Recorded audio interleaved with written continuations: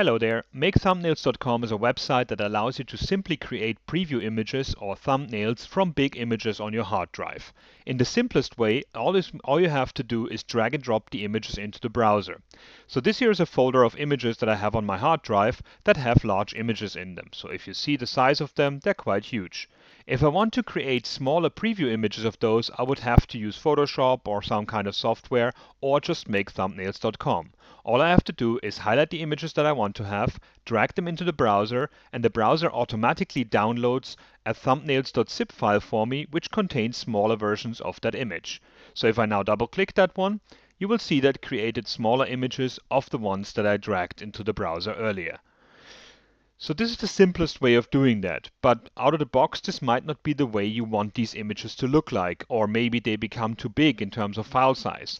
So of course what you can do is also set the preferences of what kind of thumbnails you want to create. To do this, let's delete all the images here.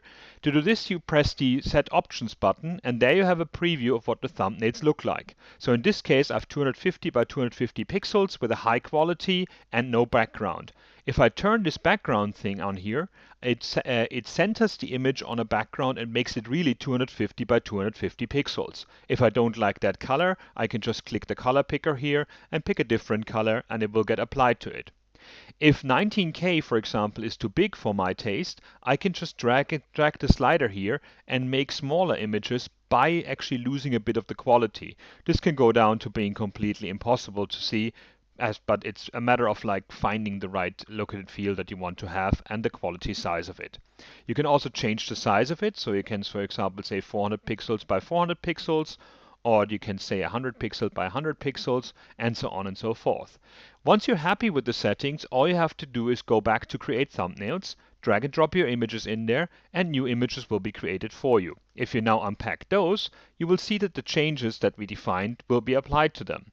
So now when I look at those, they will be centered on a background of a green color rather than just being the thumbnails themselves.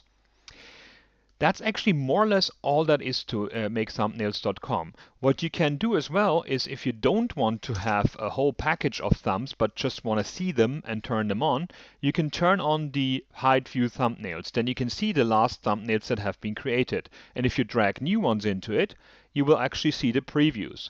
So instead of getting a zip file of all the ones, you can now click them one by one and save them. So now I have this TN here, and I can save it wherever I want to.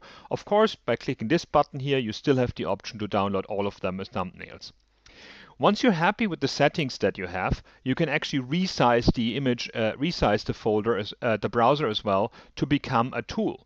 So in this case, you can click also the Open Tool image here, and when you now got a bigger window of your Finder, for example, like this one here, and now this becomes a tool that is much easier to use. So I can still monitor my test folder here.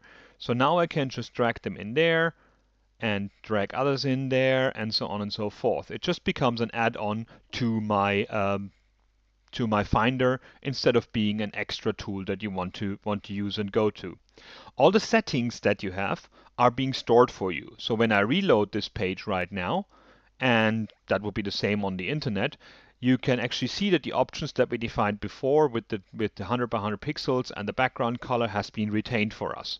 So that's MakeThumbnails.com. It works offline. I am offline right now. So have fun creating some thumbnails of your images.